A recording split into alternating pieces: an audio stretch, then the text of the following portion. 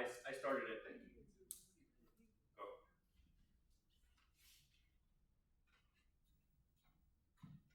Good evening, ladies and gentlemen.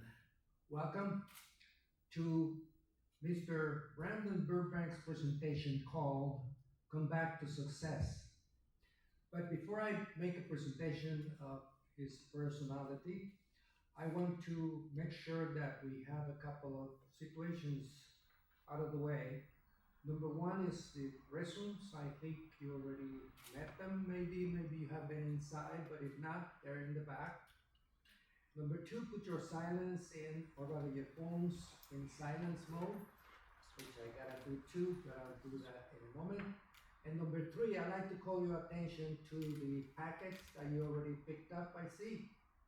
And they have a flyer, a copy of the agenda for tonight, and also an evaluation form that hopefully you can go ahead and help Brandon give him some feedback to find out how he needs to improve or how well he did tonight. Okay, so ladies and gentlemen, this is Mr. Brandon Burbank's presentation. Introduction. He's a 25-year-old. He was born and raised in Bellingham, Washington. He graduated with an AA degree in arts and sciences. He's bilingual in Spanish and in English, of course. He's author of the book, Come Back to Success. I think you may have seen them there over there on the round table, and I think he told me that you can get a free copy. So feel free to pick one up on the way out or anytime you have the opportunity to go by the round table. He's an entrepreneur and founder of the business Come Back to Success. Obviously, he is the keynote speaker tonight, and he's focusing around topics of mental health. He's also a consultant and life coach from a peer-to-peer perspective for those living with a mental health struggle or mental illness. Ladies and gentlemen, help me welcome Mr. Brandon Burbank. Come Back to Success.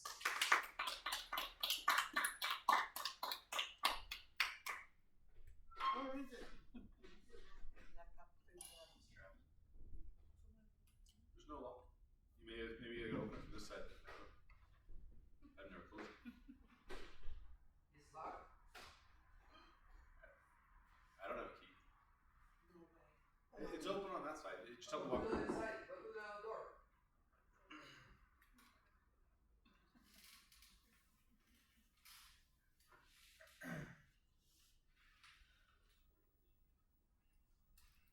I'll just say it again. Ladies and gentlemen, help me welcome Mr. Brandon Burbank. Thank you, man.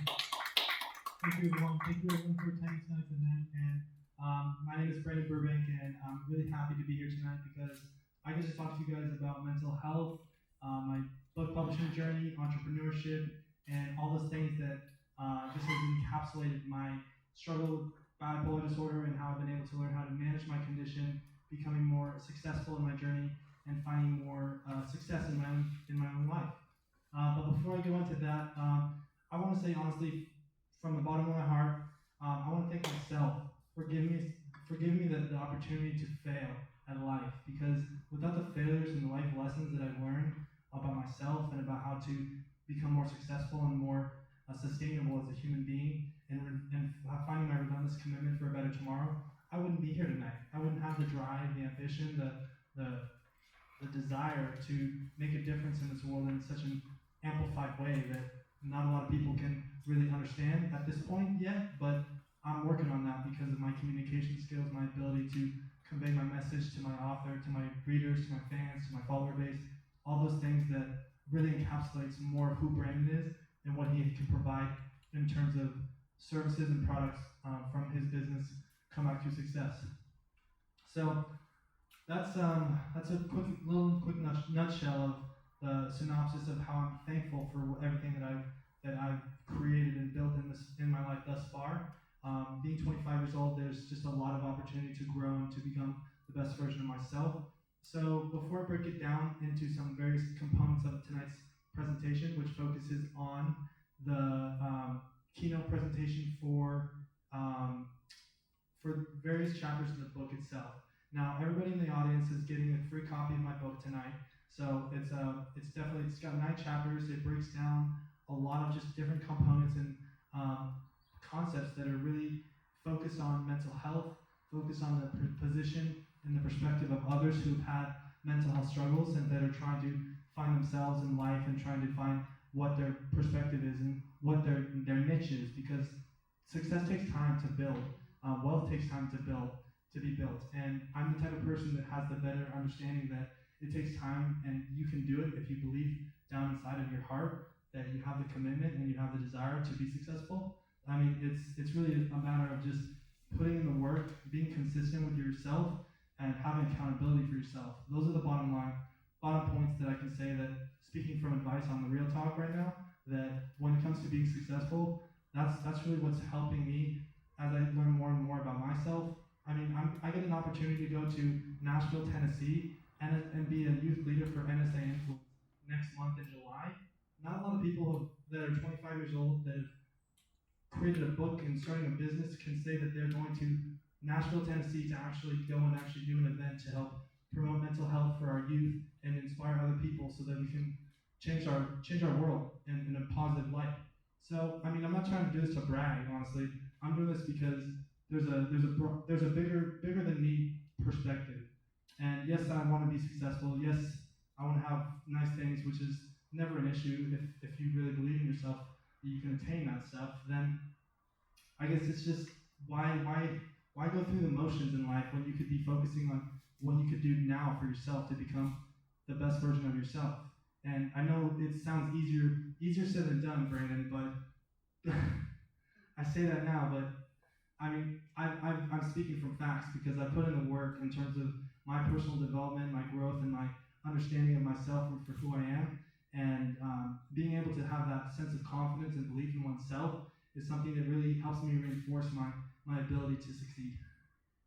So I know that was a little bit of a quick introduction on more perspective around my journey thus far and everything like that, but as I continue to go on, I'm going to talk about some of the chapters in the book itself, which is Introduction and Academic Success and Studying Abroad.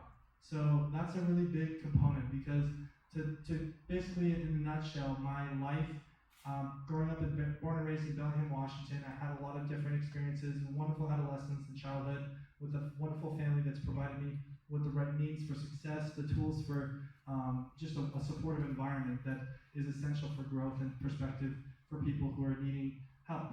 And not help, but just people who want to have a happy childhood, which I can tell you right now, folks, on the real, not every child has that opportunity. So that's why we can change our lives internally by being the light that we want to see, the change that we want to see in the world by changing ourselves.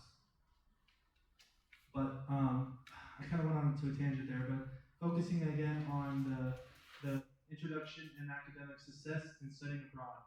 This is something that has really taken me time to process, to reflect, and that reflection that I've had years to understand, to broaden my horizons of success and what my life is, what God has in store for me and everything like that. Those are the types of things that helps me navigate myself when things get difficult and making different decisions that are dictating my future, my success, or my downfall. All those things are so pivotal for anybody to have a better generalized understanding of oneself, of the direction that they're trying to take themselves, the belief in themselves, the love for themselves too. I mean, on the real here, folks, like, if you don't love yourself, you're never going to be successful, or you're never going to you're never going to reap the rewards, reap what you sow.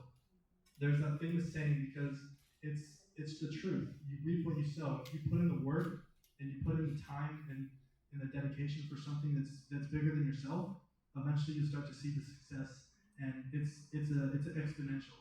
So it's not just like a multiplication division. It's an exponential thing that grows, and I speak from experience on that. But yeah, that's just an introduction for a little bit more about who I am. I know I like to talk a lot because it's with who I am. But anyways, back to the introduction and studying abroad.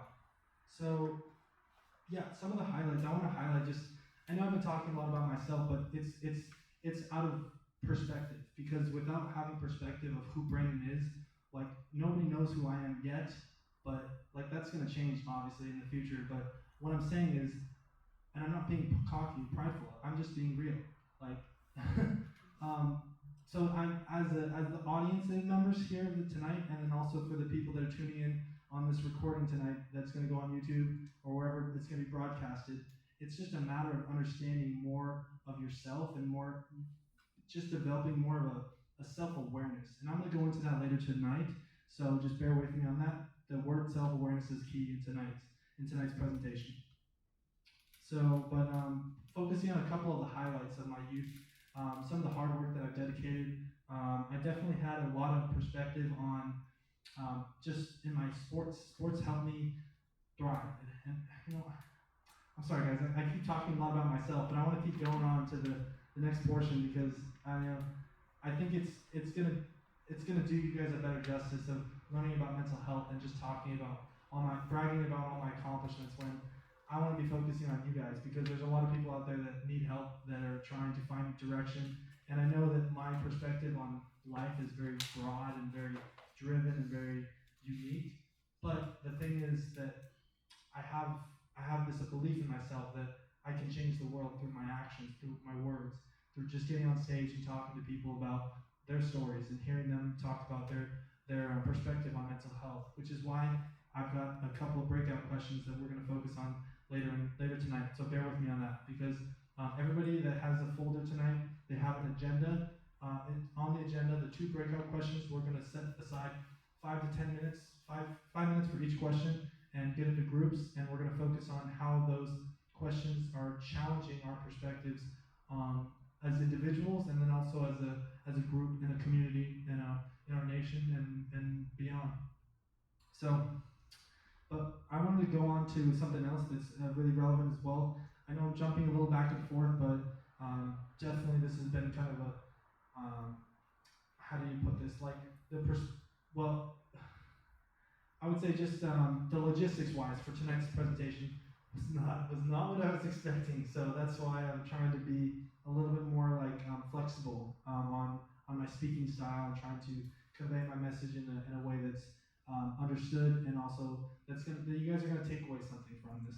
That this isn't just gonna be a boring thing, because I don't want to waste your time, and I think your time is very valuable and precious. And for all the people tonight that have been able to essentially donate their time, donate their money, and their hard-earned their experiences to bring themselves here to talk about mental health, talk about how to generate better wellness and techniques for being successful and a happier individual.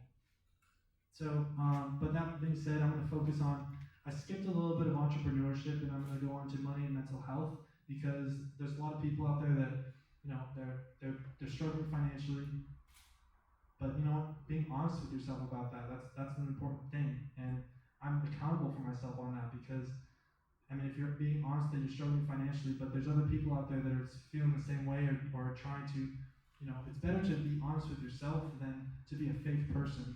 And I've never been that type of person, because when it comes to like just going through the motions in life, that's not the way of doing it. So money and mental health, folks. It's simple. I'll keep it simple.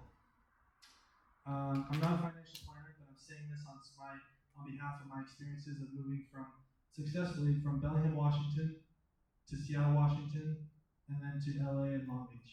So kind of to put it in a few words, step 1, have a plan for what you want to save up for. Step 2, consistency is key. Step 3, ask for advice. Step 4, believe in yourself. And step 5, create attainable goals. The last one, smart execution, work. So that's just a perspective to think about, because we all want to be financially free as well, which is an important form of peace of mind, wellness, and providing ourselves with the outlet to be happier individuals. But yes, the money can't buy you happiness, but it can give you things that will support you so that you can become more sustainable and have a refreshing and fulfilling life. So, but I'm going to go into my book publishing journey, because for those of you that take a look at the book when you're in your own free time, but I'm going to go into it as well, some of the chapters in the book tonight.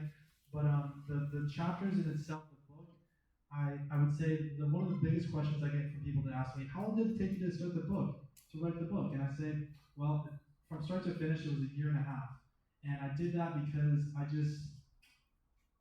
I put in the work, folks. Like, I literally just was like accountable for myself. I had the goal in mind for starting the book, and it helped me stay focused on something that was a task that was really, it helped give me clarity when I had a powerful message that focused around mental health, that focused around providing value for my customers, for my follower base, for my fans. That is something that I feel like is what people need in this world. They need hope. They need direction. They need motivation. And I can give that in abundance, if you can't tell that. But I would just say, like, tying back to my book publishing journey in itself, I had the dream because I wanted to start a business as an entrepreneur, and the book publishing journey in itself, I remember talking with A.R. Mann at Western Washington University, and she was talking to me about, hey, if you want to start a business, that's great, but how are you going to do it? And I was like, I don't know, but her perspective on that was this. She was simple. Maybe think about writing a book if your message and your story is really powerful, like you wanna help the masses, like I know I can, then think about doing that. And so that's what I ended up doing. I put in the work. When I lived in Seattle, Washington, that's when it all began.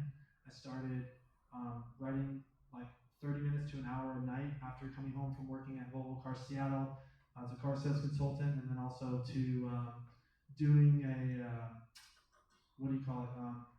at QFC is another grocery store in Seattle, and then upon my move to LA and Cerritos in this area here, Long Beach, just being diligent and determined about how to publish something that was a quality piece of work that could help change lives.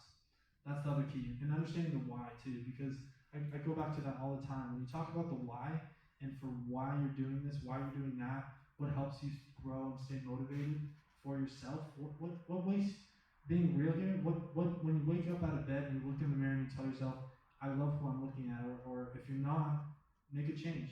And that's what helps me stay focused on my goals at hand. And that also drives me back to why I chose to write this book, Come Back to Success, and how it's helped me leverage success in a tenfold, because now I'm able to go out onto the streets in the community in Long Beach area and talk to people about mental health and start the conversation to just people of the public.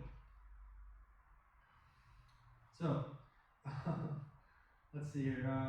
Okay, so that covers everything on the entrepreneurship portion and the whole perspective of the book publishing journey.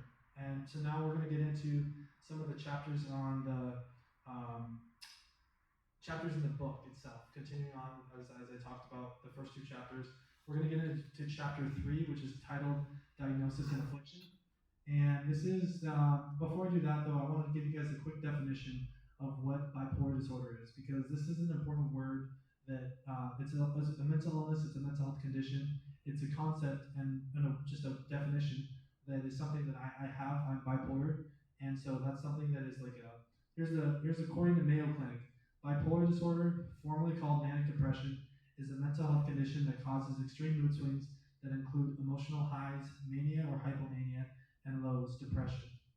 So that's just that's really, I mean, it's had a lot of interesting like perspective, and I live from experience and speaking, like talking with a psychologist about my life regularly and how that helps me work with myself to develop myself better and grow as a person. That's something that I really I'm thankful for, because beyond having something like a mental health condition, there's a lot of people that can relate to that. In fact, 1 in 5, if you look at the poster over there, actually on the flyer, 1 in 5 Americans live with a mental illness.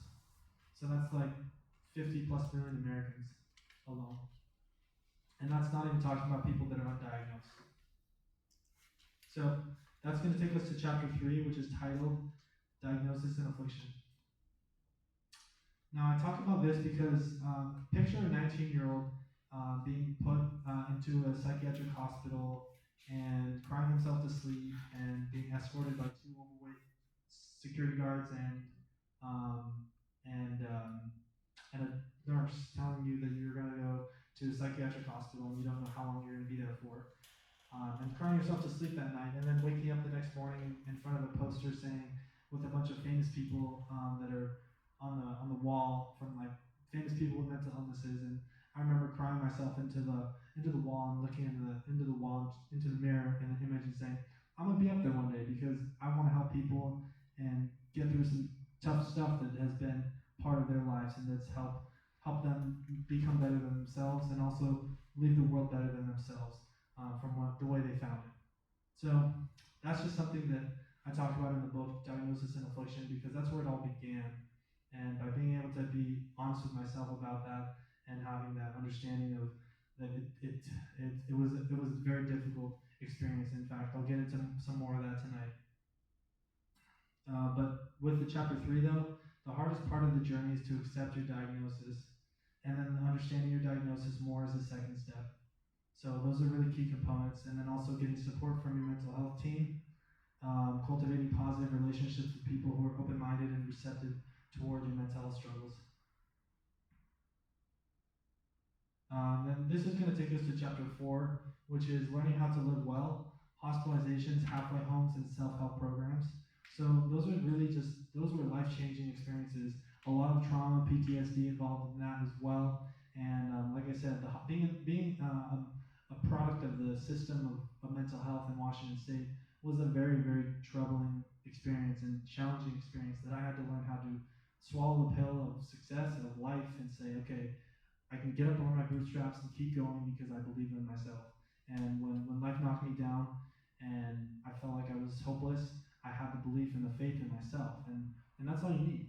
And yes, you need people to surround yourself that love you and that care for you and that want to see you succeed, but it comes from yourself too. And then if you're going even one step further, it comes from God. So, but before chapter 4, it also talks about hospitalizations, halfway homes. I want to talk about that for a little bit. The halfway home was a very, very difficult experience. Living there for a month or so in Washington State, being thrown in there from living in the hospital for a couple of weeks or something, and then to being put in a halfway home with people that were just totally gone mentally, and I was just like, wow, I felt neglected, isolated, alone, afraid of the unknowns, and having little of a support system to understand what I wanted in life, and having a minimal amount of direction, just totally just thrown out. And this was when I was like 20 years old, 21 years old. So imagine being put into like the fire of life, so to speak, around that. And then finally, the self-help program itself I talked about in chapter 4. I talked about this chapter because it really focuses a lot on my perspective of how I was able to learn more about my condition, how to learn from the lives of others to better improve the lives of other people so that they can become more aware of their condition. Self-awareness, this ties back into self-awareness with your perspective of your mental health condition so that you can become more manageable and find more success as you continue to live your life. And then also some key takeaways for tonight. For those of you in the audience that have a mental health condition or mental illness, don't just, if it's totally up to you. Like if you want to share that with people openly, that's up to you. But if you don't, that's fine too. But I would say this is for you guys tonight. Step 1, develop self-awareness. Step 2, confide in someone you trust and who could help give you some feedback on the way you are feeling in your life at the moment. Step 3, do your best to take charge of your life. Step 4, accept change. Step 5, be bigger than your mental illness. It's only a part of you. And step 6, cope with the negative symptoms from your circumstances. Lack of acceptance in your life leads to little or no change. And then finally, be patient. So this takes us to the next portion. I know we're doing really good on time, so thank you guys for being so I'm having a lot of fun. I hope you guys are too. But chapter 5, the writing on the walls, a collection of interviews detailing mental illness diagnoses and experiences. So this chapter I love because I know I'm talking about me a lot in tonight's me. Stop. In my perspective of life, this chapter is good and necessary to be talked about, and I'm going to talk about it right now because it thinks about beyond myself, and it thinks about other people's perspectives that are mental health professionals, that are people that are in the industry of mental health, in the field of mental health, and that are trying to help people in a positive light so that they can become successful and trying to find hope in a very broken and dark world that we live in today. So, this leads us to the first question. How can counseling, before I do that, I want to preface the interview with the licensed mental health counselor. The licensed mental health counselor has a master's in clinical psychology. And the first question was, how can counseling have an impact on patients with a mental illness? The licensed mental health counselor said, ultimately, at the root of every condition, you can develop a strength and unique perspective to practice resilience. The ultimate goal of counseling is to develop insight that allows one to ultimately treat oneself with all the necessary treatment resources available. The licensed mental health counselor also went into describing what the approach is like for the mental health education. So I speak from experience on this one as well because I'm drawing from experience. I talk to a psychologist regularly, and that helps me with my life and my wellness and my self-care. And that's an important component of when you're living with a mental illness like bipolar disorder or even depression, chronic depression. There's things that you need to put into place for yourself so that you can take care of yourself, your mind. Your physical is important too, but your mind is important too. So emphasizing on that is an important thing that I needed to do right now. The next portion is, which is on what the approach is like for mental health education. So when you're just learning about a mental health condition, say you're recently diagnosed with bipolar disorder, you're like, how do I do that? What do I do? How do I learn? Like that's what I was like when I was 19. Like I was rejecting it actually. I was in denial, and I mean even now it's like the word is radical acceptance that gives you a better belief in yourself. So it's okay. This is where I'm at, but are you gonna let your circumstances define you, or are you gonna try and be more open-hearted towards yourself and towards the good quality traits about you rather than just dwelling on the negatives or your flaws. So that takes us to the strength-based approach to overcome stigmatization, looking for whatever the patient has in their life and character and ability to allow them to empower themselves to direct their own growth. As mental illness is viewed, grow to heal and recover from the mental illness to develop strength. And then I asked, who is the best support system that can help improve the lives of the adolescent with a mental health diagnosis or imbalance? Their response was, family is the greatest source of support. For a family, recommending psychoeducation, family support, family systems therapy, and community support. And I just remember when I was doing a NAMI LA walk, I remember talking with a high schooler and her mom about their struggles with mental health and how it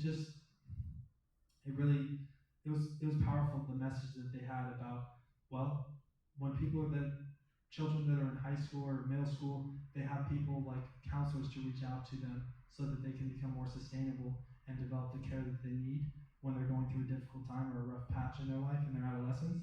And then also the mom said something that was really profound that in that conversation. She said, I also have to take responsibility of the way I am as a parent towards my child, because when I'm aware of who I am and how I'm flawed as a human being, I can be more honest with myself about how I can better be a parent towards my child that's going to help ensure her success.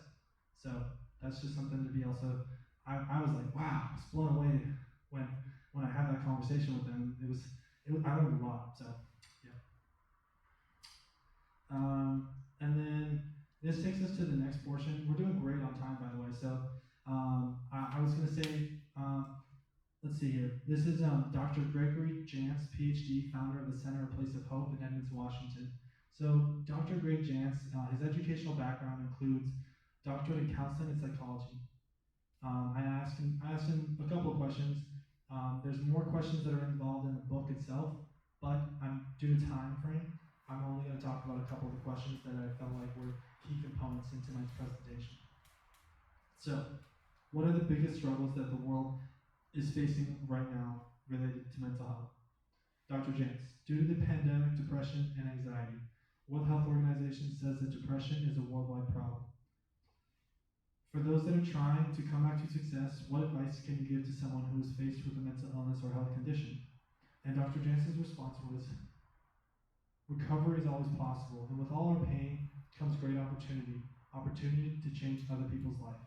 I think that's really powerful because I just remember when one of the actions that I took to get out of my shell when I was living in Seattle, Washington. And I think about this not very often, but just like I was going to an event or something in Seattle when I was living there, and I was eating dinner in a restaurant by myself, and there was a homeless man, playing some type of lottery game on his phone, and I just felt compelled, like something spoke to me. I think it was God, but he was like, well. So I went ahead and bought this guy some food and asked him a couple of questions about his life and everything. And yeah, no, it just, like where I'm going with this is I shared with him about my mental health and being bipolar and everything. And by being able to be honest with yourself about how you are and to another human being when they're going through a different struggle in their life. And sometimes you're afraid to open up, to share how you feel. And I speak from the truth on that because there's been times when I felt like I didn't want to share and open up to other people. Yeah. So I wanted to bring that perspective because there's so much that each individual in this event tonight has in terms of their development, in terms of their gifts, their God-given talents that they can use to help change the world and help themselves too. So I believe it because I see it in myself. So, all right. So this takes us to the last question from Dr. Jantz. For those that are trying to come back to success, what advice can you give to someone who is faced with a mental illness or health condition? Dr. Jantz's response was, recovery is always possible, and with all of our pain comes great opportunity to change other people's life. So yeah, that's Dr. Jantz. There's more questions there in the book itself, but the last person, there's actually a couple more, but we're doing okay on time. Once I'm going to do Amy Armstrong, and then we'll do breakout questions for tonight, and we'll do about 5 minutes of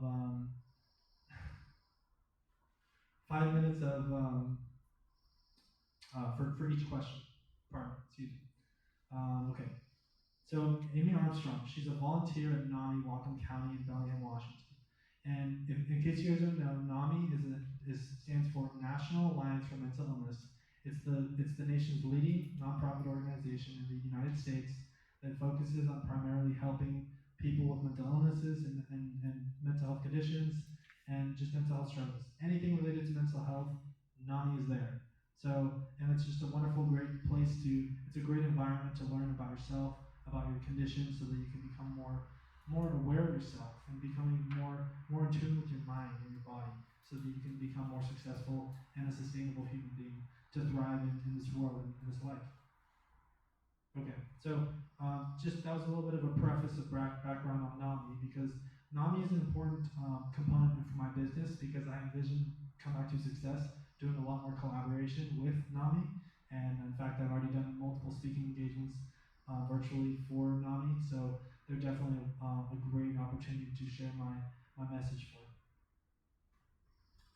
Okay, so the conversation with Amy Armstrong. She has a bachelor's in psychology, by the way, from Western Washington University.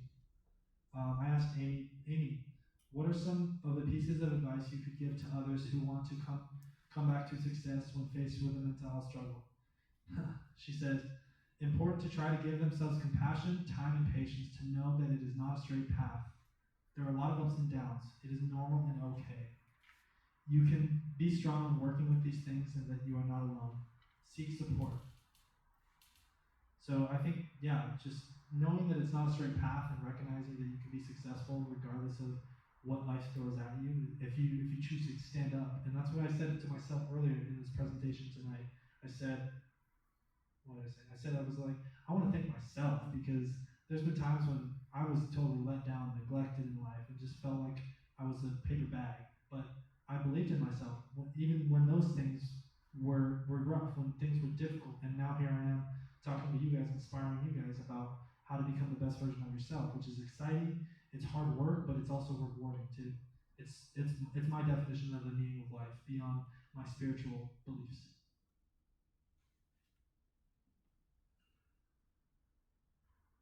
Okay, so Matt McGaha, 34-year-old mental health advocate, peer-to-peer interview with Matt McGaha, perspective on mental health diagnosis as an adolescent. I asked Matt, what is your mental health diagnosis? Matt said, bipolar 1 disorder. When did this occur? First experienced symptoms in 6th grade, 11 or 12 years old. First diagnosed at 14 years old. And then I asked him some more questions, but I just left it at here. In sum, finding what works best for you and your mental illness is key. And then the next person I interviewed was Amber Gear. So she's a grad student at Northwest University in Kirkland, Washington. And so I said to Amber, you mentioned that you were going to school for counseling. How can counseling add value to someone who is struggling with their mental health? And her response was added support to the client support system. There are some clients who come in with no support system. Counseling is part of the management of your symptoms. What works best for you in your life. Finding what works best for you in your mental illness. And I think that's really key. Finding what works best for you in your mental illness. And I really emphasize that a lot because there's a lot of ways that people treat their mental illness, and that's up to them to decide. And just like I have ways in how I treat my mental illness and needs for my sustainability in my life. And I think that everybody has that choice to choose for how they do that. On another note, this is a great way to close up chapter 5. After interviewing Zach Garner, licensed professional counselor at Skyline Trail, he made a great point about inclusivity for society to destigmatize mental health. As we look forward into the future, how can we, as a community, learn to grow and create more acceptance of others with a mental health diagnosis?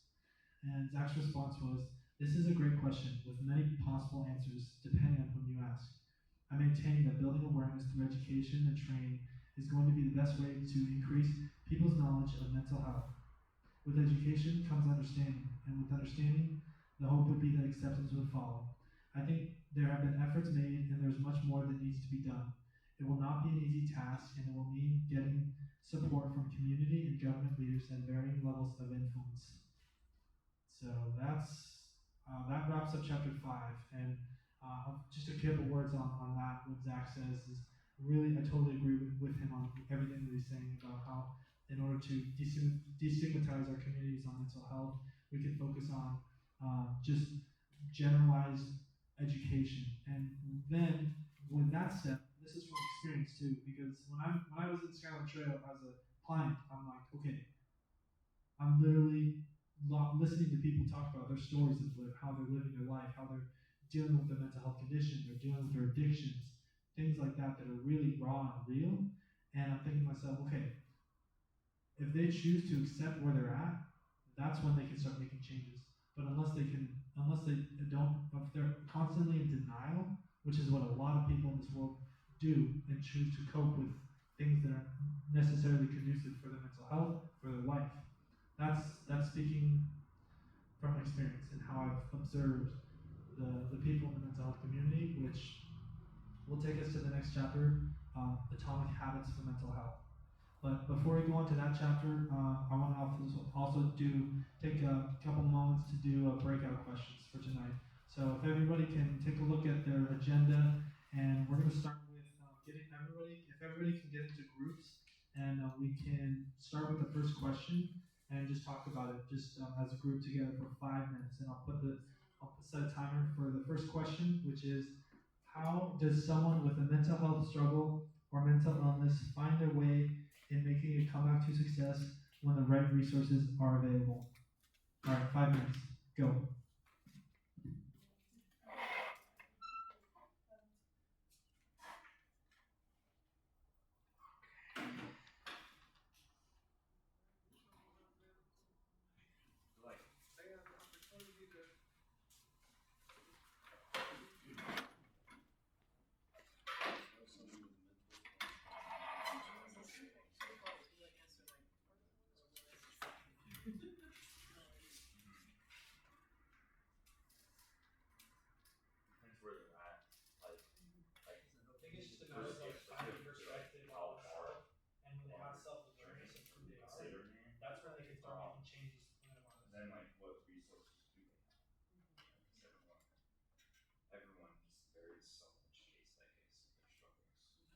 each individual has its own way, because you really have to be in a position to accept help.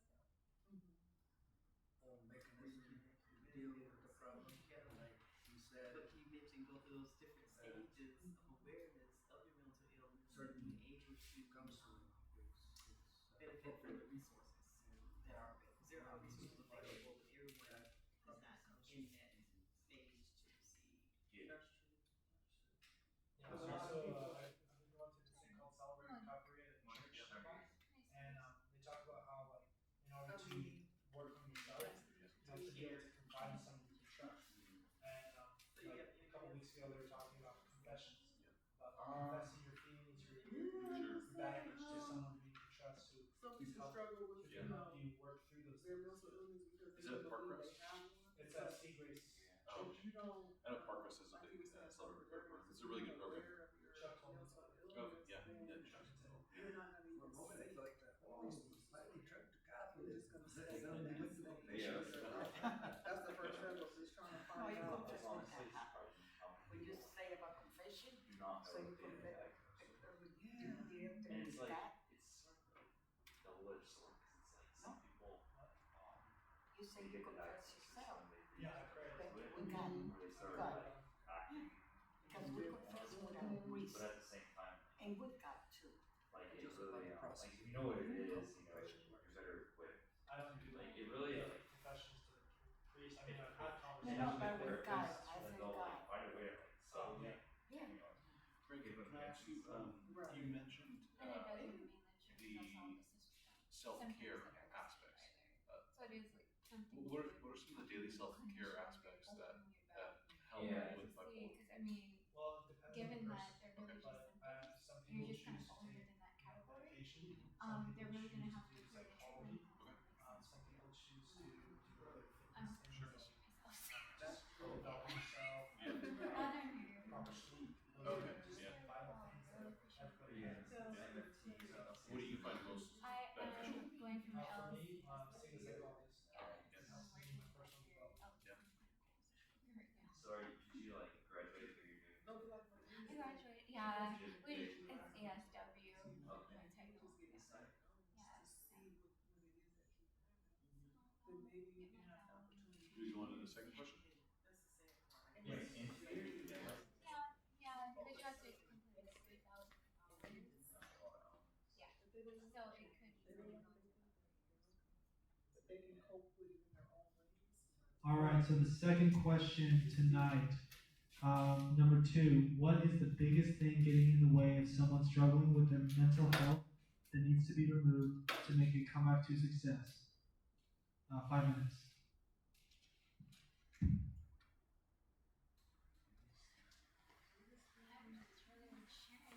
I think the big one, which you've already mentioned, is stigma.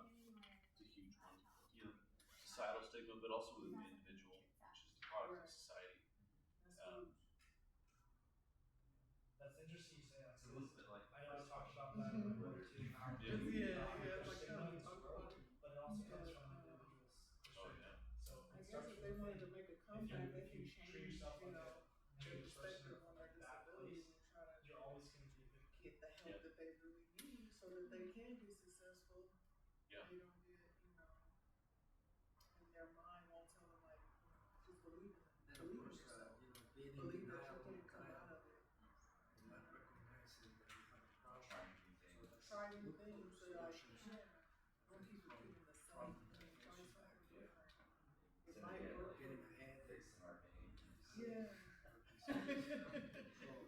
And there's nothing wrong with changing their. Oh, Same absolutely. people that- Nothing wrong with Same that. situation that I have with one of my friends, with alcoholism. Who you work with? I'm not an alcoholic. I only drink, one beer every day. Yeah. Or I only drink on the weekends. Yeah. I remember speaking to a guy and he was describing his alcoholism. He was saying that he couldn't go to sleep if there was any alcohol somehow. He would stay up and finish everything. And when he said that, I realized we're not the same. You know, like I like beer too, right? But that's great. So he said that there's sometimes if he was on vacation, everyone else would wake up in the morning. He And would like you still said, wake failure, up you and don't still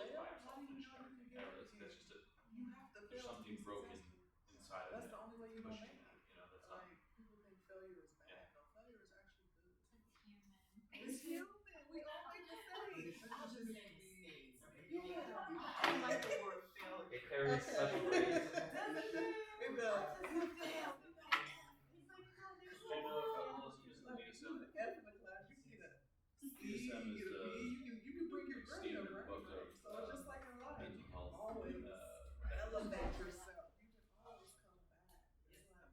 It's like you don't have to stay in that My school, there's mindset. a poster. It says Definitely fail turn once, into a fail different 10 times. person. How many Thank times you. They're then not succeed? Then succeed. Nice, One time happy, you're gonna friendly succeed, person. and then when you do, you're gonna be like, wow. Yeah. It is the DSM. Two different disorders, alcohol abuse or alcohol dependence, are in the DSM. Yeah. Abuse and alcohol Dependence, dependence. because they're two kind of acknowledged mental health. Up to success. To where you want. Yeah. To where you want to be. Success is really good. Yeah, it is because a lot of people Yeah. abusive people around. Yeah. They're like, Yeah. And other people are passive, but they Compare just ourselves to depend each other. And that's not. and that's not good. It's Because it's not a rat race. It's a marathon. It's not a race. Yeah, some people are abusive, they just That's have so to. unique. Yeah. Everyone is different. That's what he's saying. I love it. God gave him talent. We all came with something to bring here. Absolutely. And there's not one way to get things right. Nobody wrote the book on it. No. Nobody. We wish The one. book online. Exactly. Everybody should have the instructions. Oh, Like like Lego set. Exactly. This is life, right? And everybody's comeback is different. Absolutely. It's like your comeback is All right, we're gonna continue on. Thank you everyone for your discussion. Get out there. You guys look like you're on a lot over there. Thank you everyone for being open and participating in today's discussion. So this is going to take us back to the next portion, which is atomic habits for mental health. Now, this chapter I talked just a little bit about its perspective on people that have addiction problems and people that are involved in addiction problems in life. I can tell you, speak firsthand when I was at different mental health facilities, and I could see the people and how they choose to cope. A lot of people choose to cope with alcohol or drugs, and those are some of the things that I talk about in this book, because I'm not an alcoholic or an addict or ever have been, but I will tell you right now that I've seen other people talk about their life stories and how that has taken a toll on their life, and it's taken over their lives in so many ways, and how they've had to learn how to essentially navigate through their recovery. So that's something that I think is really profound to understand and have a better, more clarity. Which then takes me to the reason why I titled it "Atomic Habits for Mental Health." I talked about the book "Atomic Habits" by James Clear. I read this book. It's the summary, but it's still really really profound, good content. And he talks a lot about how just to better focus on the positive things, and when things are negative in your habits or whatever, sometimes it's best to not do. I think it's in the book. Don't quote me on this. Sometimes it's best to not do the things, the negative habits, and leave them completely impossible to do than to just do good habits. That's, if that makes any sense. So that's chapter 6, Atomic Habits for Mental Health. Yeah.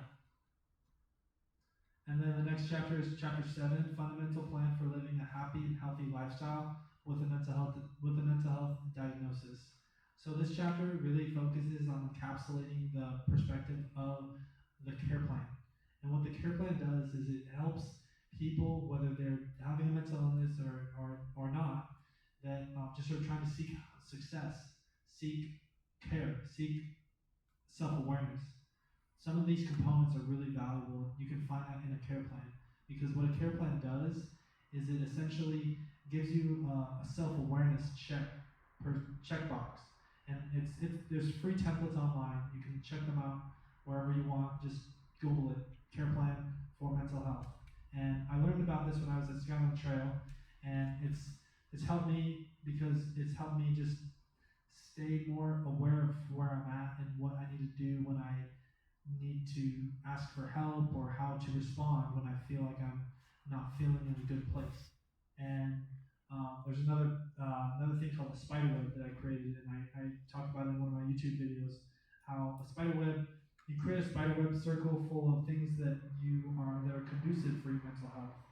And then you when you're feeling a certain way, you can take a look at the spider web and say, okay, this is what I need to do. I need to do something like a self-care item, or a go for a run, or cook dinner, things like that that gives you more of something to respond, because it's all about response.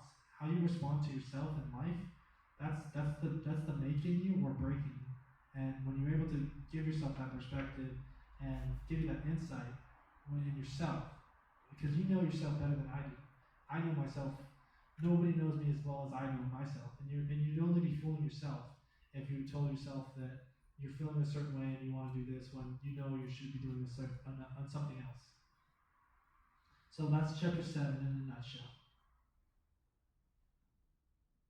Chapter 8, Passion Pathfinding, Retail to Motivational Speaking. I talk about this chapter in this book because it just outlines a lot of my journey of coming from humble beginnings. And humble beginnings, I say that because coming from like I said, my humble beginnings in my wonderful childhood, and then to being very hardworking and passion driven and focused on finding success in my life so that I can be sustainable and be a game changer in this world, because we need more game changers in this world that will help change ourselves and change the lives of other people.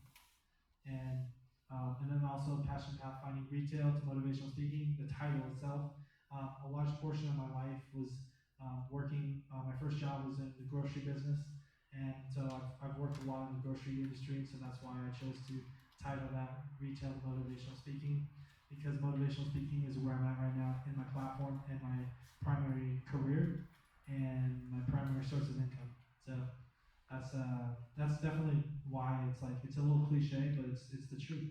So, and there's nothing better than being truthful with yourself about what you want and where you're at. And then finally, also with chapter 8, balancing my budget to move to California and what I needed to have planned in order to successfully make the move. So a lot of things that were involved with that. Like, just to be honest with you guys, I was thinking to myself, okay, back in 2015 I did a missions trip to Los Angeles, and I was like, wow, this is so cool. And flash forward, here I am, and it's going well. And I mean, the sky's the limit is the way I see it. So where I'm going with this is your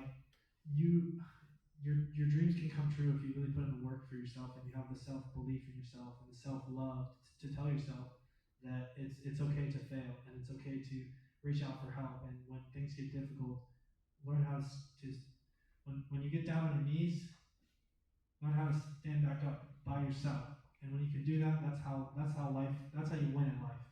And so, okay, but what I was saying though with chapter 8, Passion Pathfinding, Retail to Motivational Speaking.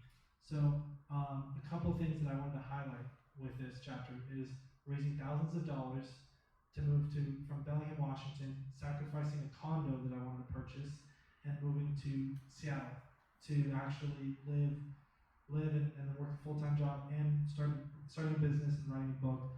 All those things. I'm not trying to brag. I'm just sharing with you. I'm a driven person. That it's taken me years to get to this point, but it's doable because I've made it possible. And not everybody's cut out for this because of the lifestyle and sacrifices that I've made to get to this point. But I mean, if you really want to try, you can do it, but you have to believe. So that's where the fire comes from, the self-belief. So yeah, that's chapter 8.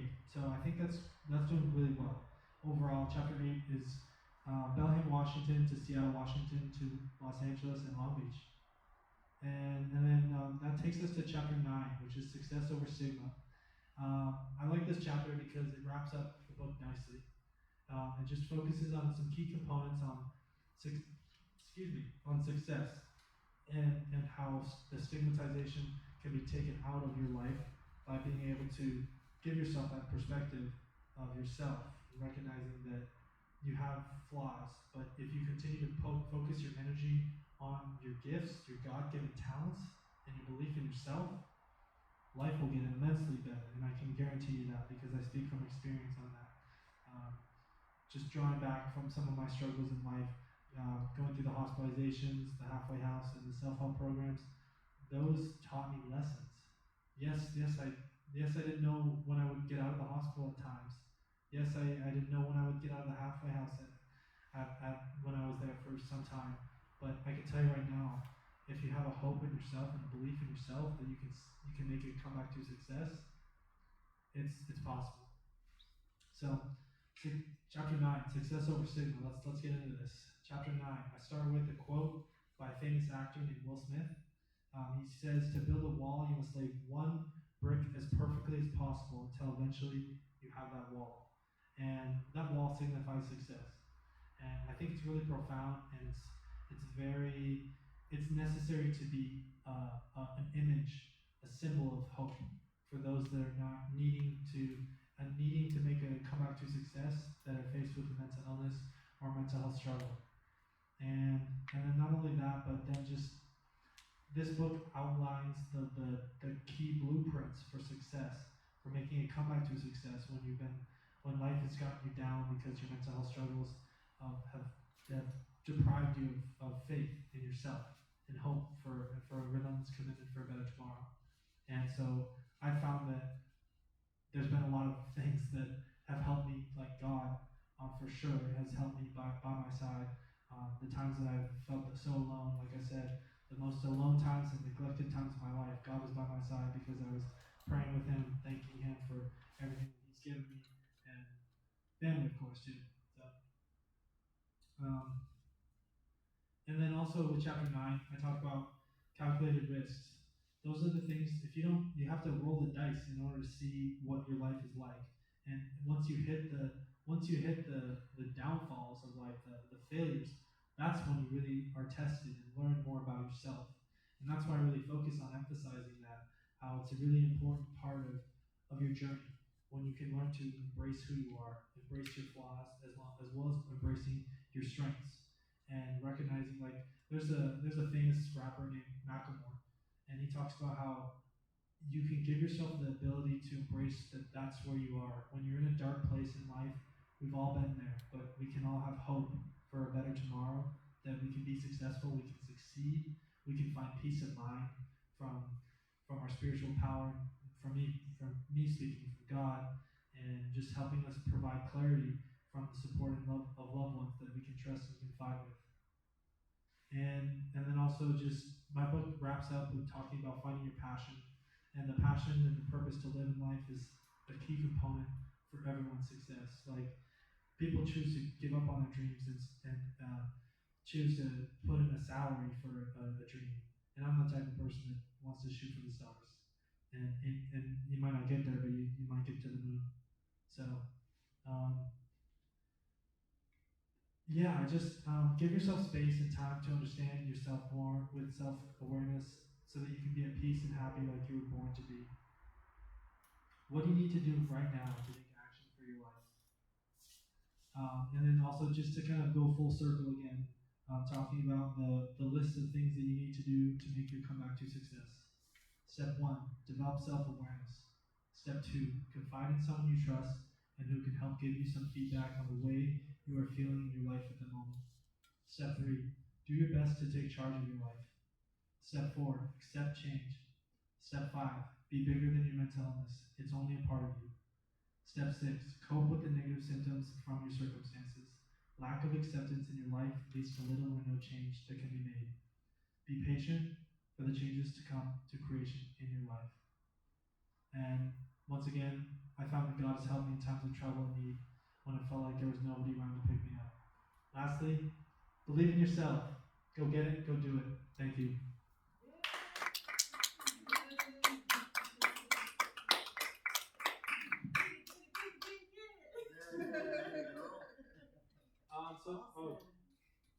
So now we're going to get into the portion for questions.